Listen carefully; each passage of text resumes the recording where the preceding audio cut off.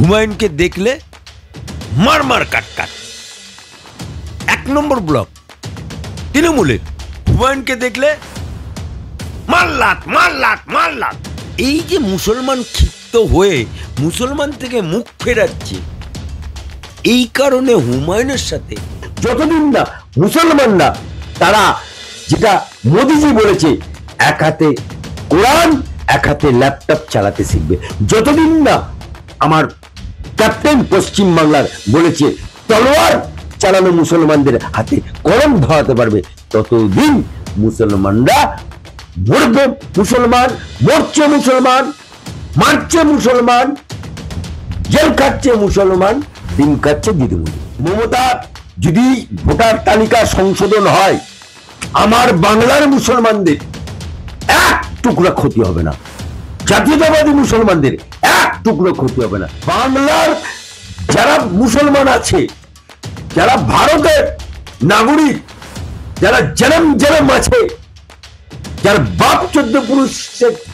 জন্মভিটে, যারা 5 ওয়াক্ত এই মাটিকে সেলাম করে, যারা এই মাটিতে জন্মেছে, যারা এই মাটিতেই কবর হবে, সেই ভারত মাতা কি জয় যারা বলতে পারবে, যারা এই ভারতের মাটির জন্য জীবন দিয়েছে, যারা পাকিস্তানের লালসায় চলে যায়নি জিন্নার সাথে, যারা পাকিস্তান যখন জিন্না ভাগ করে নিয়ে গেছিল কিন্তু তারা ভারত ছাড়েনি, ভারত আমার মা, ভারত আমার সন্তান, তাই ভারতের মাটি আঁকড়ে পড়েছিল, সেদিনও তারা পাকিস্তানে যায়নি, মুসলমানদের জিন্নার ডাকে যায়নি, মুসলিম লীগের দিকে ডাকে যায়নি, তারা ভারত মাতার ডাকে, ভারত মাতার আকৃষ্টে তারা পড়েছিল, তারাই আমার প্রকৃত ভারতবাসী। তোমার কাকু যে বলেছিল আমার বাসকে কেউ ছুতে পারবে না, আমার বাসকে কেউ ছুতে পারবে, সেই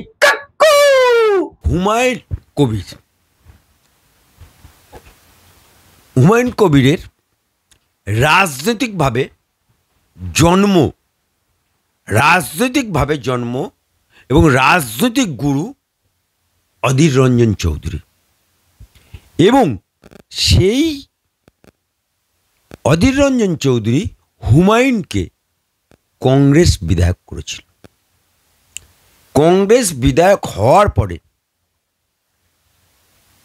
তখন মুর্শিদাবাদের তৃণমূল খাতা খুলতে পারেনি, কেউ সেভাবে তৃণমূলের বলিষ্ঠ নেতা তৈরি হয়নি, মালদাতেও হয়নি, মুর্শিদাবাদেও হয়নি, দিনাজপুরেও হয়নি। ওগুলো ছিল কংগ্রেসের ঘাঁটি। প্রথম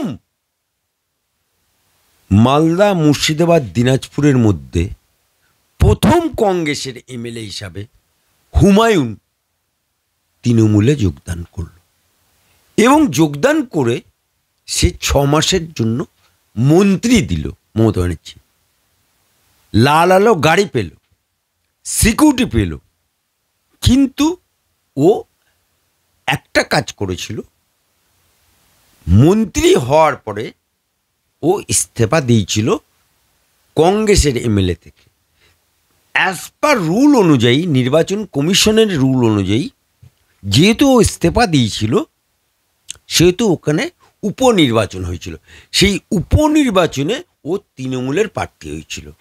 কিন্তু কংগ্রেসের অধীর রঞ্জন চৌধুরীর সিম্বলে, হাত চিহ্নের সিম্বলের কাছে ও পরাজয় স্বীকার করেছিল। তারপরে হলো নির্দল, তারপরে লোকসভা নির্বাচনে ও হয়ে গেল বিজেপি, বহরমপুর লোকসভার ও বিজেপি ক্যান্ডিডেট হলো। বহরমপুর লোকসভার ক্যান্ডিডেট হওয়ার সূত্রে বিজেপি প্রত্যেকটা ক্যান্ডিডেটকে কোটির উপর টাকা দিয়েছে।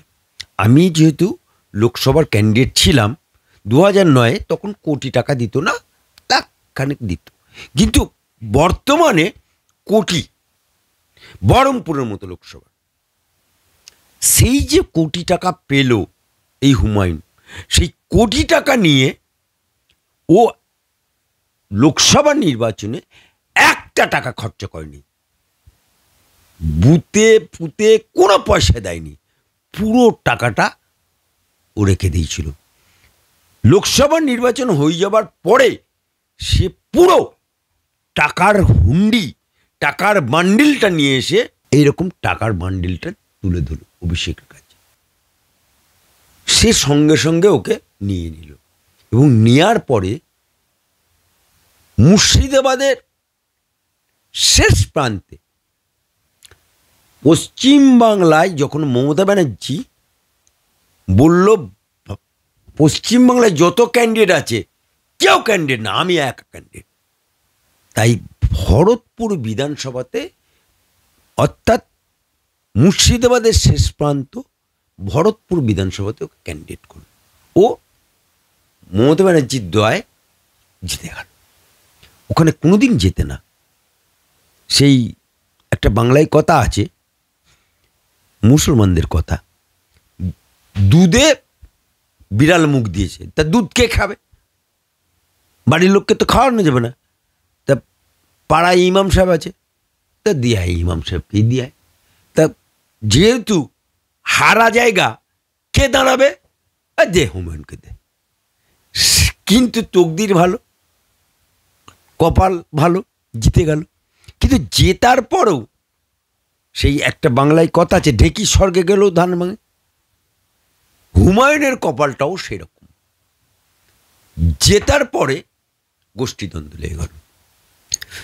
ওখানকার ভরতপুরের দুটো ব্লক, ভরতপুর 1, ভরতপুর 2। ভরতপুর 2টা হচ্ছে সালার। সেই সালার ব্লকের সভাপতি, ব্লক সভাপতি হুমায়ুনকে দেখলে মার মার কাট কাট। 1 নম্বর ব্লক তৃণমূলের, হুমায়ুনকে দেখলে মারলাত মারলাত মারলাত। আবার ওখানকার জেলা প্রেসিডেন্ট হুমায়ুন মানেই লাতখোর।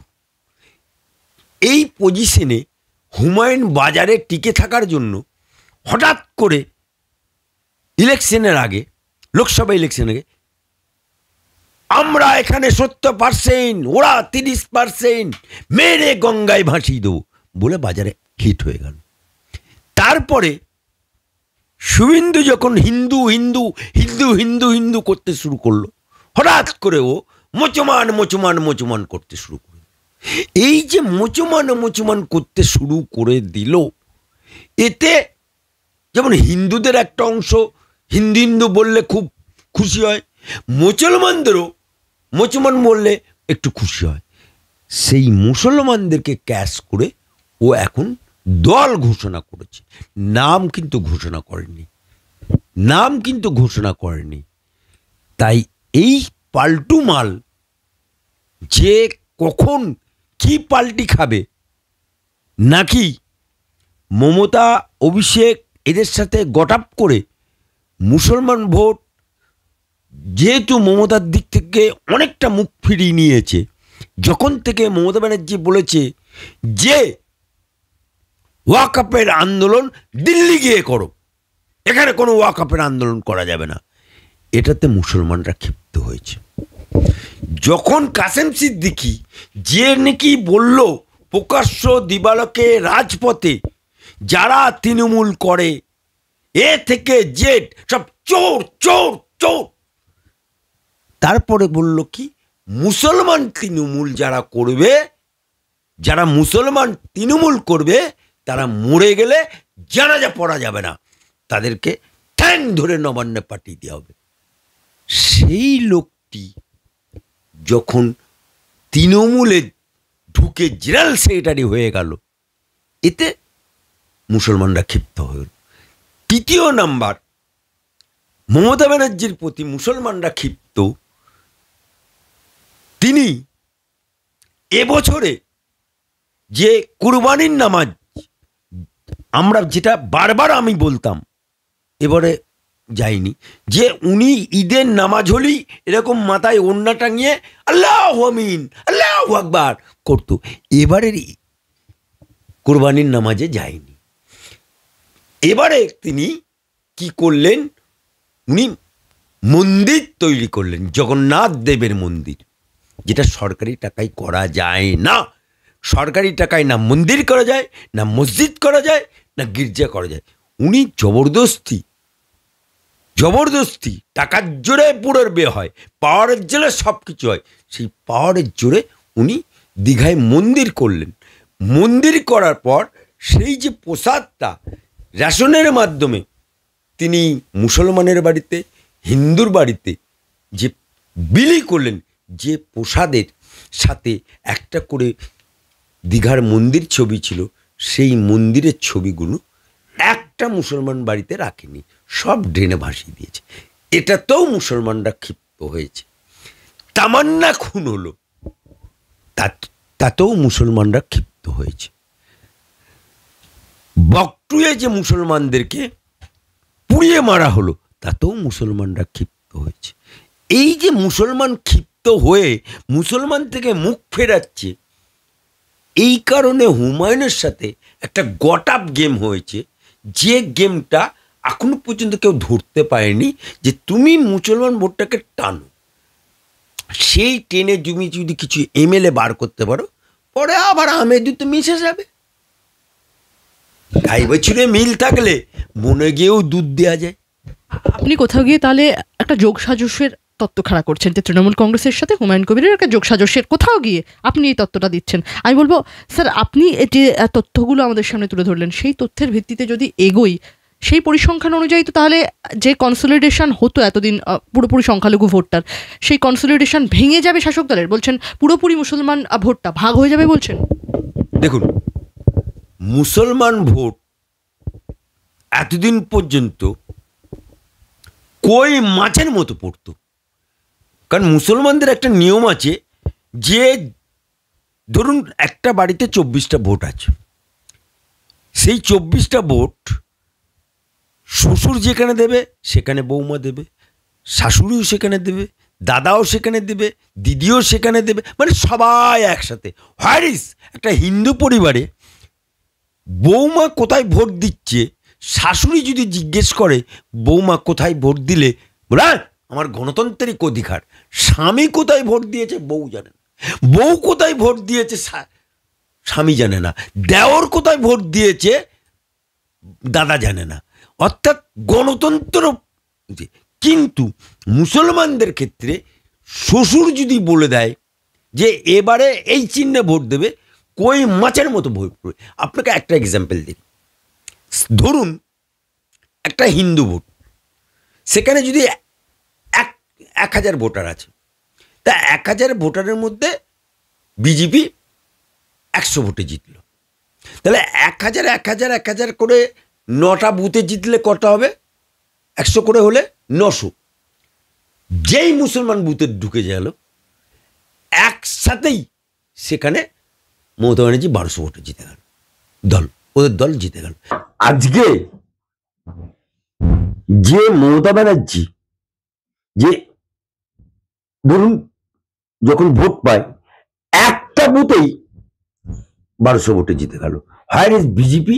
তাহলে 1:9 বিজেপি মাঠে খেলতে নামছে 65 নম্বর নিয়ে, তৃণমূল খেলতে নামে 100 নম্বর নিয়ে। অর্থাৎ 35 আগেই মাইনাস করে দিচ্ছে, 35 আগেই বিজেপি মাইনাস করে দিয়েছে। তাহলে 35 সাথে আর 10 যদি পেয়ে যায়, তাহলে বিজেপি মানে তৃণমূল ক্ষমতায় চলে এলো। আর একে 65-র মধ্যে অন্তত 50-55 পেতে হবে, তুমি জিততে পারবে। তা 65 নম্বরের পরীক্ষায় বসা আর 100 নম্বর পরীক্ষায় বসার মধ্যে দুটো ডিফারেন্স আছে। এই জায়গাতে আমরা যারা রাষ্ট্রবাদী মুসলমান আছি এবং মমতা ব্যানার্জির যে কুকীর্তি, মুসলমান দরদি ফেক, আজকে 15 বছরে উনি ক্ষমতায় আসার আগে উনি বলেছিলেন যে সাচার কমিটির রিপোর্ট দেখুন, মুসলমানদের বামফ্রন্টের আমলে 1.5% চাকরি। আমরা প্রথম 21 সালের পর থেকে কন্টিনিউ ভাবে আমরা বলে যাচ্ছি যে সাচার কমিটির রিপোর্ট কোথায় গেল। আমরা, তুমি বলেছিলে 10,000 মাদ্রাসা করব, 10,000 মাদ্রাসা কোথায় গেল? আজকে ওয়াকাফের সম্পত্তি, লক্ষ লক্ষ টাকার সম্পত্তি লুটে পুটে খেয়েছে। আজকে মুসলমানদের 15 বছরে কতিপয় মুসলমানের উপকার হয়েছে। আমি নাম বলে দিচ্ছি কার কার উপকার হয়েছে। এই ফেল তোয়া সিদ্দিকী উপকার হয়েছে। রিসেন্টলি কাসিম সিদ্দিকী জয়েন করছে, কাসিম সিদ্দিকীর হয়েছে। সফেদ ঘোড়া সিদ্দিকুল্লাহ চৌধুরী, সওগাত মোল্লা সিপিএম থেকে আসা, তার উপকার হয়েছে। শাহজাহান যার কোটি কোটি টাকার মালিক, তার উপকার হয়েছে। এরকম কতিপয় মুসলমান তাদের উপকার হয়েছে। আর যে সমস্ত ইমাম ভাতা, মুয়াজ্জিন ভাতা তাদেরকে দিয়ে, ভিক দিয়ে তাদেরকে পুষেছে, কিন্তু আপামর জনসাধারণকে মরছে মুসলমান, মারছে মুসলমান, জেল খাচ্ছে মুসলমান, ডিম খাচ্ছে মমতা ব্যানার্জি। আচ্ছা, আপনি যখন সংখ্যালঘু ভোটটা নিয়ে কথা বলছেন, আপনি বর্ষিয়ান পলিটিশিয়ান, আমি আপনার কাছে একটা প্রশ্ন রাখবো। কাশেম সিদ্দিকীর কথা আপনি তুললেন, সেই কাশেম সিদ্দিকী 21-এর মঞ্চে পাত্তা পেলেন না, কেন মনে হয় আপনার? মমতা ব্যানার্জির একটা ক্যারেক্টার আছে। ক্যারেক্টারটা কি? চাইনা ক্যারেক্টার। চাইনা মাল ইউজ করো, থ্রো করে ফেলে দাও, ব্যবহার করো, তারপরে আপনি বলুন। এই মমতা ব্যানার্জি শশধর মাহাতো সাহায্য করেছিল, শশধর মাহাতো ফিনিশ।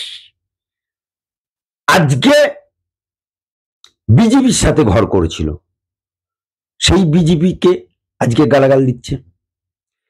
উনার সুব্রত মুখার্জি উনাকে কংগ্রেসের টিকিট দিয়েছিল, সেই সুব্রত মুখার্জি ফিনিশ। কংগ্রেস উনাকে বিভিন্ন দপ্তর, মন্ত্রী পর্যন্ত করেছিল, সেই কংগ্রেসের সাথে গাদ্দারি করেছে। উনি বিজেপির সাথে ঘর করেছেন, বিজেপির সাথে গাদ্দারি করেছে। উনি এসইউসির সাথে ঘর করেছেন, মানে সঙ্গ নিয়েছিলেন, এসইউসির সাথে গাদ্দারি করেছে। উনি জ্যোতি বসুর কাছে আশীর্বাদ নিয়েছেন, জ্যোতি বসুর সাথে গাদ্দারি করেছে। উনি যার সাথে ঘর করে তার সাথেই গাদ্দারি করে। কারণ মমতা ব্যানার্জি এমন একটি নারী, যে পাত খায় সেই পাত আগে ফুটো করে। এই কারণে মুসলমানদের ভোটে জিতে আজকে মুসলমানদেরকেই মারছে। আজকে যে কাসিম সিদ্দিকীর আগে ব্যবহার করতো কাকে? তোহা सिद्दीकी। কিন্তু তোহা सिद्दीकी এখন তো বুড়া हो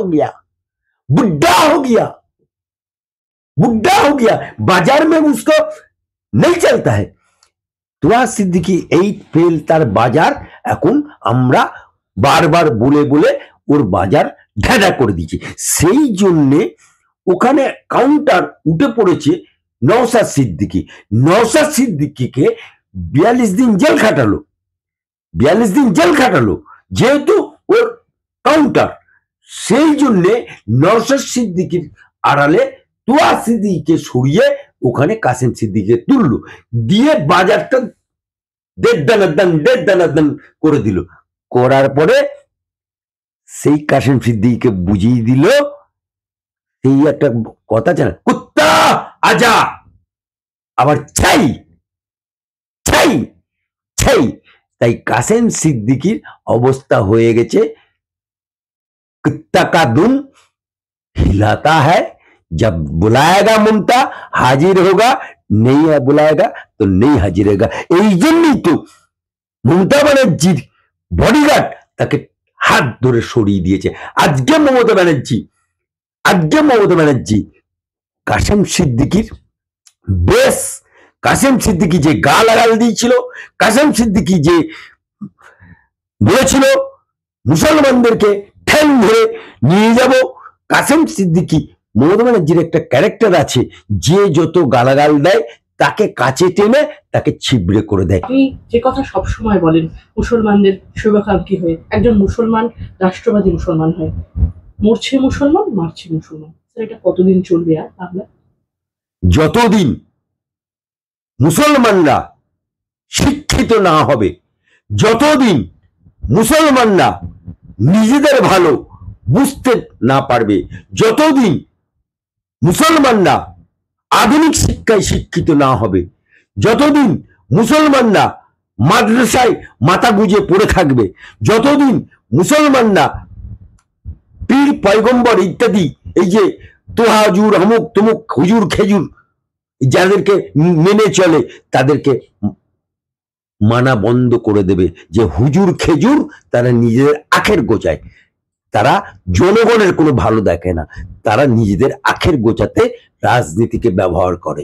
সেইটা যতদিন না বুঝতে পারবে, যতদিন না মুসলমানরা তারা যেটা মোদিজি বলেছে এক হাতে কোরআন এক হাতে ল্যাপটপ চালাতে শিখবে, যতদিন না আমার ক্যাপ্টেন পশ্চিম বাংলার বলেছে তলোয়ার চালানো মুসলমানদের হাতে কলম ধরাতে পারবে, ততদিন মুসলমানরা মরবে, মুসলমান মরছে, মুসলমান মারছে, মুসলমান জেল খাচ্ছে, মুসলমান ডিম খাচ্ছে দিদিমণি। আপনার ক্যাপ্টেন শ্রমিক ভট্টাচার্যের কথা বলছেন, সেই শ্রমিক ভট্টাচার্য মুসলমানদের কাছে গিয়ে বলছেন যে হিন্দু মুসলিম হয়ে ভোট চাইতে আসেননি। মুসলমানরা চিন্তা করুন 14 বছর আগে থেকে আজ পর্যন্ত কি পেয়েছেন। শ্রমিক ভট্টাচার্যের এই বক্তব্য আপনি সমর্থন করেন? দেখুন, আমি শ্রমিক ভট্টাচার্য 14 বছরের কথা বললো, আর আমি ওর সাথে বামফ্রন্টের 35 বছর যোগ করে দিলাম। বামফ্রন্ট ব্রিগেড ভরিয়েছে কারা? মুসলমানরা। শহীদ মিনার ভরিয়েছে কারা? মুসলমানরা। গ্রামে গ্রামে ভোট করেছে কারা? মুসলমানরা। যেদিনকে কিন্তু 35 বছরে বামফ্রন্ট মুসলমানদেরকে শুধু এলাকায় এলাকায় পার্টি অফিস, মুজাফফর ভবন, মানে ভবনগুলো মুসলমানের নাম রেখেছে, কিন্তু আসলে মুসলমানদেরকে কিছু দেয়নি। আর মমতার আমলে কতিপয় মুসলমান বড় লোক হয়েছে, কি ছিল কি হনু, যেমন তোয়া সিদ্দিকী, যেমন শওকত মোল্লা, যেমন সিদ্দিকুল্লাহ চৌধুরী, এরকম কতিপয় মুসলমান প্রধান উপপ্রধান যারা হয়েছে, লুটে পুটে খেতে পেরেছে, তাদের উপকার। আম মুসলমানের না বামফ্রন্ট উপকার করেছে, তারাও ব্যবহার করেছে, মমতা ব্যানার্জি আরো বেশি করে ব্যবহার করছে। তার প্রমাণ আজকে বাংলার বুকে মুসলমানরা যদি যে দলে থেকে মুখ ঘুরিয়ে নেবে এই বাংলার বুকে, এটা বিহার না, এটা উড়িষ্যা না, এটা রাজস্থান না, আপনি দেখুন, আপনাকে একটা উদাহরণ দিচ্ছি, দিল্লির বুকে 15% মুসলমানের বাস। এই 15% মুসলমানরা দিল্লির বুকে 27 বছর ধরে বিজেপিকে হারানোর জন্য ভোট করে, 27 বছর ধরে। এই প্রথম দিল্লির মুসলমানরা 15% মুসলমানরা তারা সবকা সাথ, সবকা বিকাশ, সবকা বিশেষের উপর ভরসা করে তারা গদগদ মুসলমান বুথ, গদগদ মুসলমান বিধানসভা কমল খেলিয়ে দিল, সরকারে বিজেপি চলে এলো। ঠিক এখানে 30% দরকার নেই, 15% মুসলমান শুধু যদি সবকা সাথ, সবকা বিকাশ, সবকা বিশেষের দিকে একটুখানি খেলে পালে, তাহলে বিজেপি গভর্নমেন্ট চলে আসবে। আপনি যে কথাটা বলছেন, সব থেকে বেশি মুসলিমের বাস অসম রাজ্যে, সেখানে বিজেপি 2 বার সরকার করতে পেরেছে, এখানে তাহলে পারছে না কেন স্যার? দেখুন, অসমের মুসলমানরা বুঝতে শিখেছে, অসমের মুসলমানরা শিক্ষিত হয়েছে, অসমের মুসলমানরা ইঞ্জিনিয়ার হয়েছে, অসমের মুসলমানরা ডাক্তার হয়েছে, অসমের মুসলমানরা আজকে আধুনিক শিক্ষায় শিক্ষিত হয়েছে, মাদ্রাসাতে মাথা গুজে পড়ে নেই। আজকে আমার বাংলায় ওয়াকাফের সম্পত্তি লুটে খেয়ে, আজকে ওয়াকাফের সম্পত্তি থেকে ভিজ দিয়ে মুয়াজ্জিন ভাতা, ইমাম ভাতা দিয়ে, এই ইমাম মুয়াজ্জিন এরা পাড়ায় পাড়ায় গিয়ে বলে বিজেপি মানেই মসজিদ ভাঙা দল, বিজেপি মানেই তোমাদের মসজিদে আজান দিতে পারবে না, বিজেপি এলে তোমাদেরকে পাকিস্তানে পাঠিয়ে দেবে, বিজেপি এলে তোমাদেরকে আফগানিস্তানে পাঠিয়ে দেবে। কিন্তু এখানে 35 বছর ধরে বামফ্রন্ট সাম্প্রদায়িক শক্তি বিজেপি বলে মানুষের মনে ঢুকিয়ে বীজ মন্ত্র ঢুকিয়ে রেখেছে। আবার মমতা ব্যানার্জি 15 বছর ক্ষমতায় এসে ওই একই কথা, একই গাওনা গিয়ে বেড়াচ্ছে, কিন্তু বাংলার মুসলমানরা আজকে জাগতে শুরু করেছে, কারণ মুসলমান মূর্খ মুসলমানদেরকে ধর্মের দোহাই দিয়ে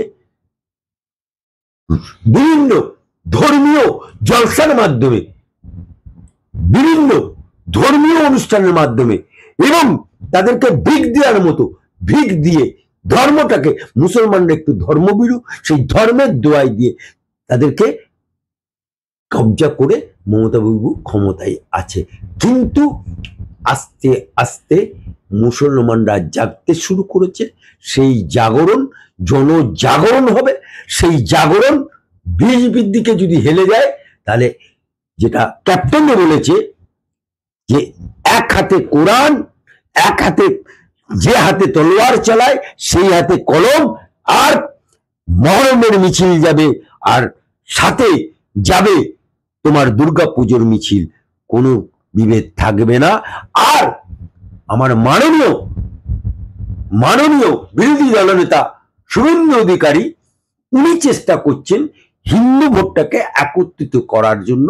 যদি হিন্দু ভোটটা 65% একভাবে কোনোভাবে যদি ঘুরে যায়, তাহলে কিন্তু মাটিয়া খাড়া হয়ে যাবে। অশেষ একটা প্রশ্ন আপনার কাছে, শহীদ দিবসের মঞ্চ থেকে ফের একবার একদম সরাসরি চ্যালেঞ্জ ছুড়ে দিলেন মুখ্যমন্ত্রী মমতা বন্দ্যোপাধ্যায়। দিল্লি নির্বাচন কমিশন, বিজেপি, কারো রেয়াত নেই তার সেই ভাষণে। কড়া হুঁশিয়ারি দিয়ে জানালেন যে বাংলার ভোটার তালিকা থেকে কারো নাম বাদ দিতে দেবো না, যে স্ক্রুটিনাইজেশন ইতিমধ্যে ইলেকশন কমিশন করবে এমনটাই কথা রয়েছে। সেখানে তিনি বলছেন বাংলার ভোটার তালিকা থেকে কারো নাম বাদ দিতে দেবো না।